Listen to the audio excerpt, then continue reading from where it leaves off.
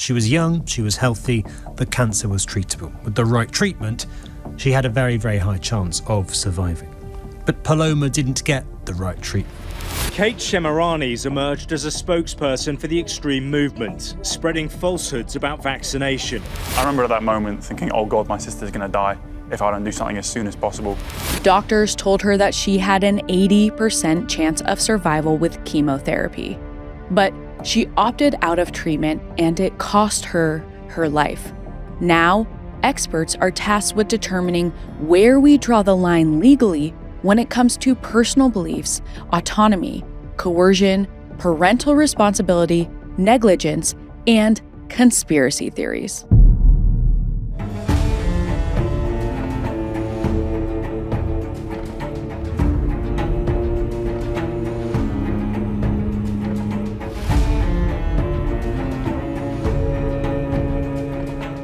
Hi, I'm Katie Ring, a true crime analyst, self-defense instructor, and advocate for victims.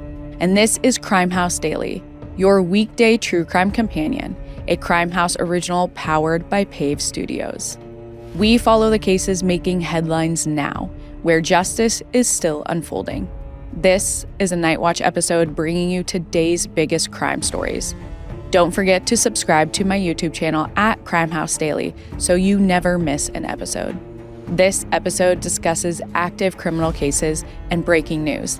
The information we share is based on what's publicly available at the time of recording and may change as new evidence comes to light. We aim to inform, not to decide guilt or innocence, so everyone mentioned is presumed innocent until proven guilty in a court of law. Paloma Shemirani tragically lost her life at only 23 years old. Her passing last summer has sparked a high-stakes legal inquest, one that could see her own mother, a controversial anti-vaccine activist named Kate Shemirani, face potential criminal consequences. With the coroner's findings due any day now, one question remains. Is this simply a family tragedy, or will a mother be held responsible for the death of her daughter?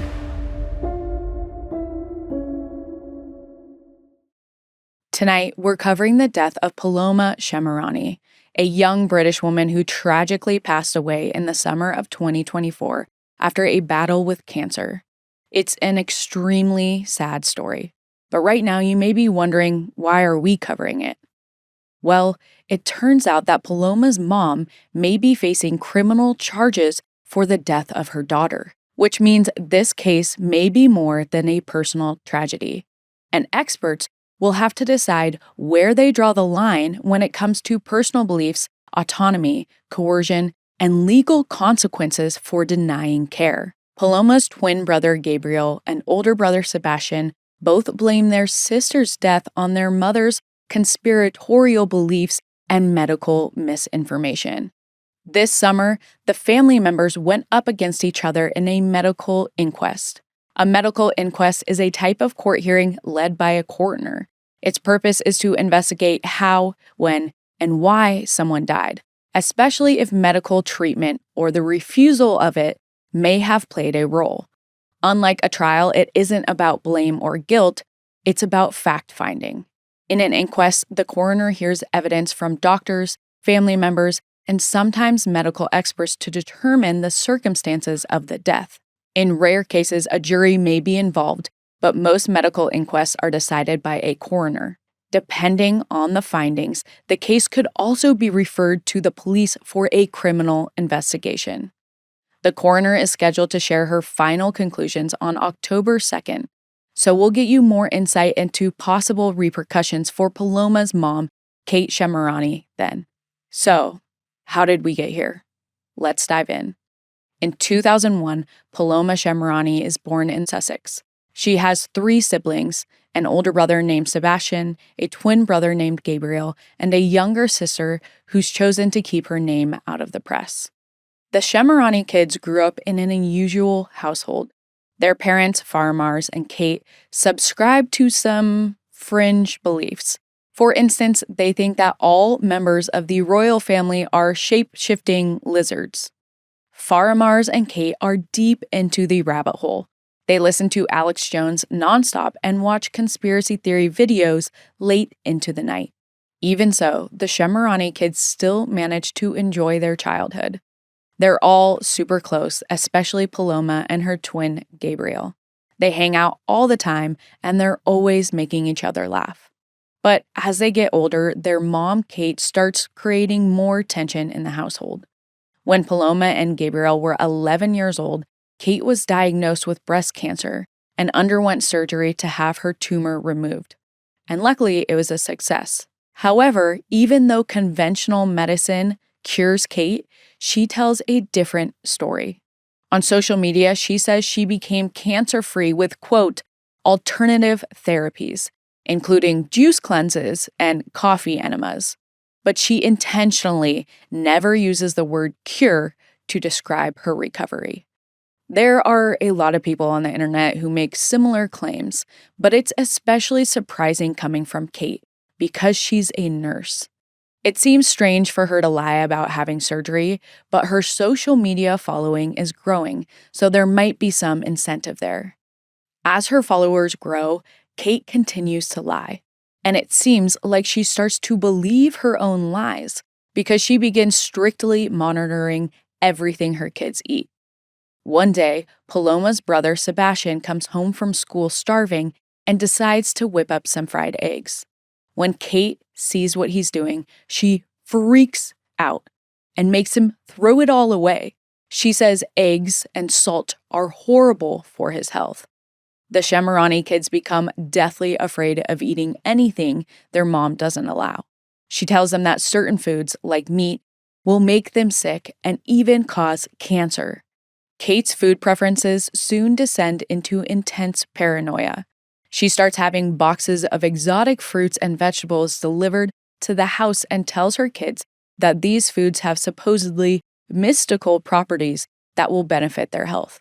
Eventually, Kate becomes skeptical of pretty much all foods and starts feeding her kids nothing but rice with ketchup. She also instills fear of other everyday products like sunscreen and fluoride toothpaste. And one day, when the kids are a little older, Kate's paranoid behavior reaches a new extreme when she cuts off the Wi-Fi because she thinks it's bad for their health. After this, Sebastian, the oldest sibling, gets fed up and starts pushing back. Kate does not take her son's rebellion well.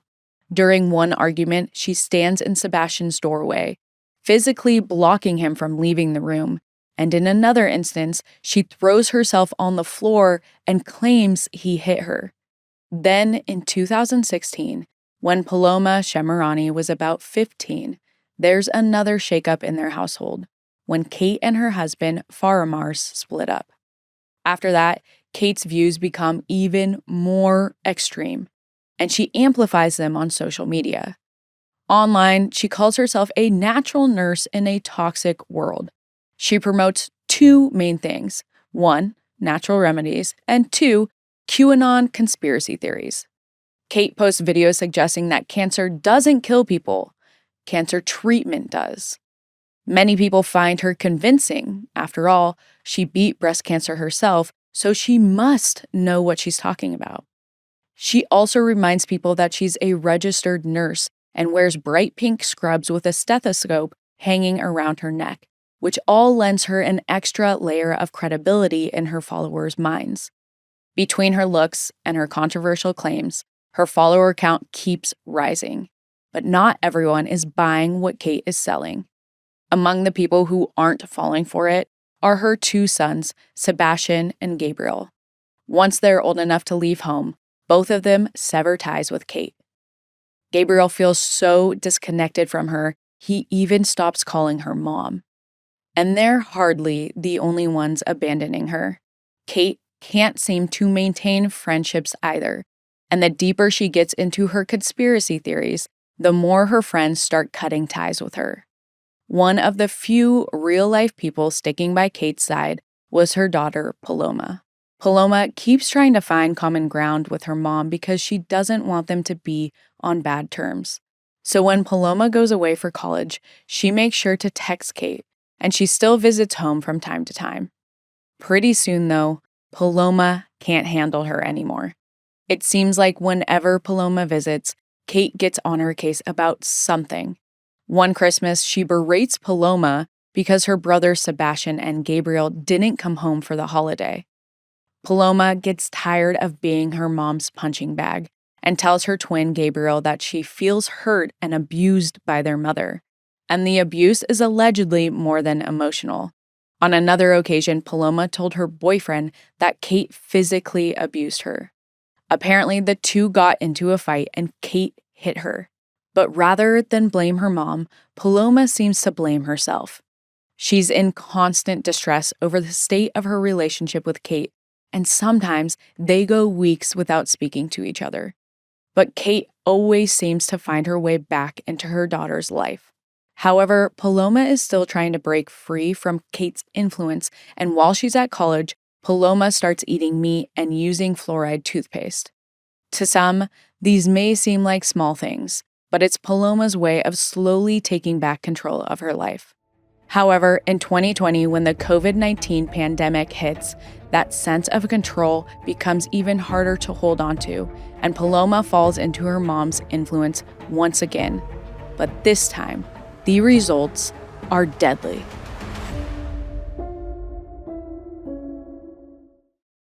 When the COVID pandemic strikes, Kate Shemirani goes even further off the deep end. She's convinced the disease is a scam, that it's not real at all. According to the Independent newspaper, she, quote, actively discourages her followers from wearing masks, adhering to social distancing guidelines, and getting vaccinated. Soon, Kate starts taking things to an even bigger extreme. She compares National Health Service workers to Nazis, accusing nurses of being complicit in genocide, and says vaccination teams are, quote, death squads.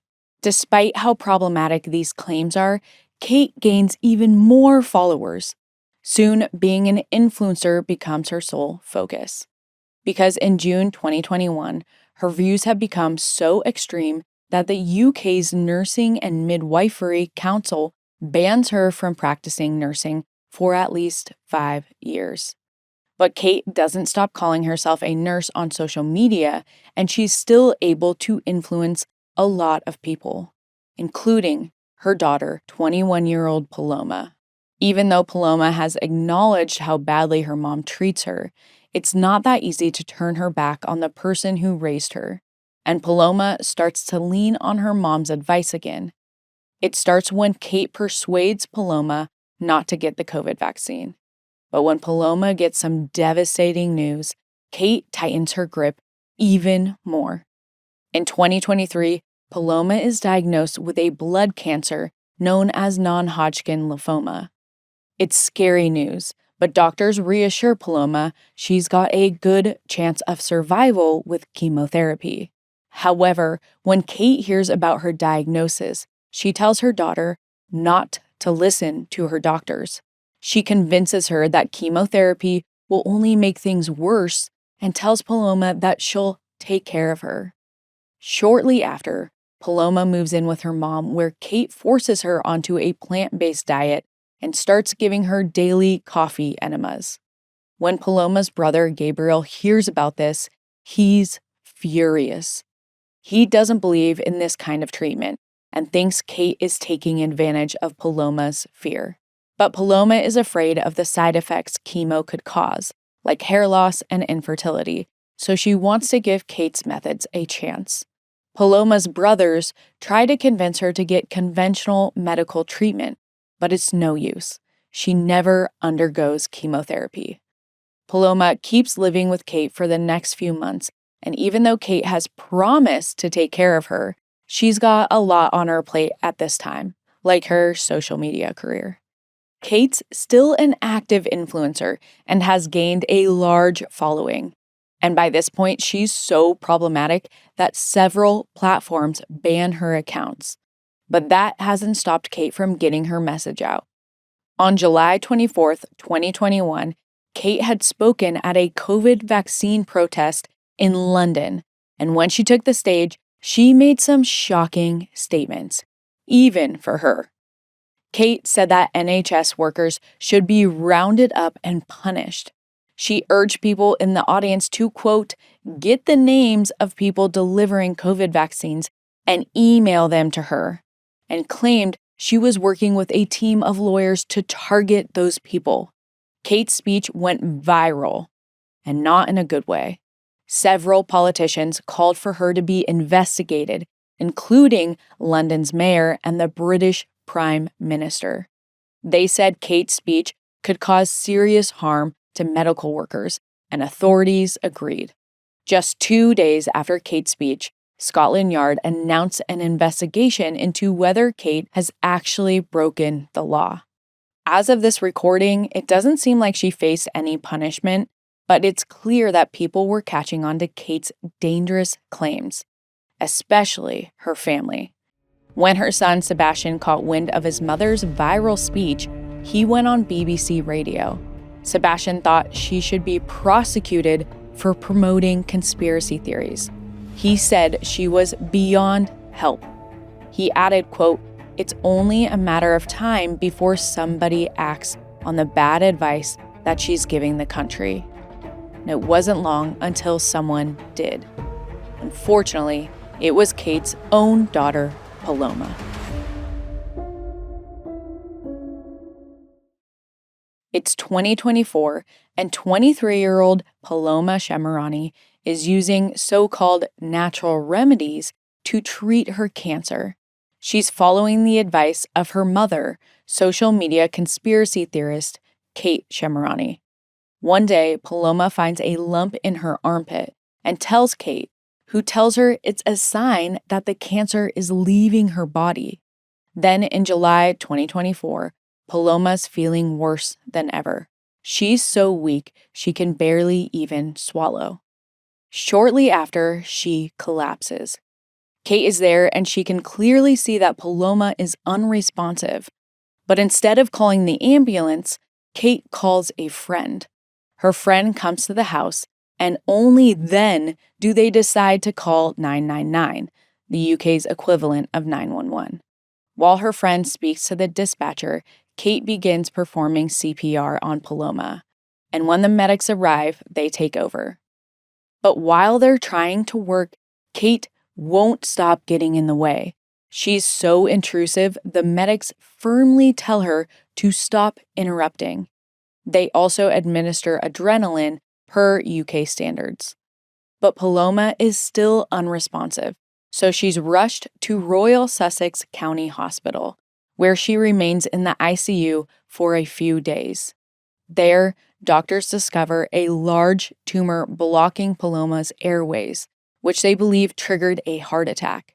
They also think she sustained irreversible brain damage as a result.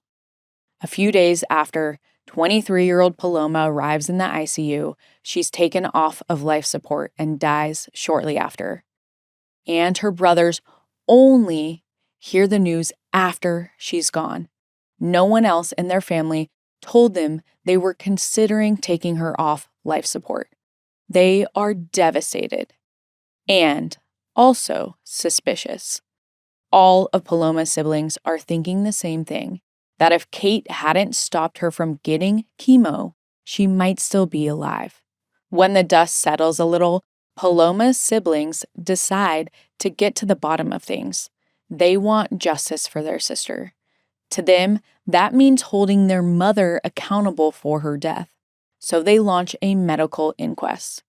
When the proceedings begin in July of 2025, Sebastian and Gabriel are in the courtroom. Kate joins by video call, and they spearhead the two sides of the inquest. People from both teams cross-examine each other, and the atmosphere quickly goes from tense and uncomfortable to downright hostile. Mostly because of Kate, who repeatedly claims that the medical workers, like the medics who responded to Paloma's initial collapse, are the ones at fault for her daughter's death. However, she provides zero evidence for these claims, but there is evidence that Kate was at fault, and not for the reason people think. At some point, the court plays the 999 call from when Paloma collapsed. Kate can be heard in the background saying, quote, "She's dying." To many, the timing of Kate's comment directly contradicts her own assertion that medics were responsible for Paloma's death. It also sparks more scrutiny around why she didn't call the ambulance sooner. After a few weeks of heated back and forth, the inquest wraps in late August 2025. The coroner's final conclusion is expected on October 2nd.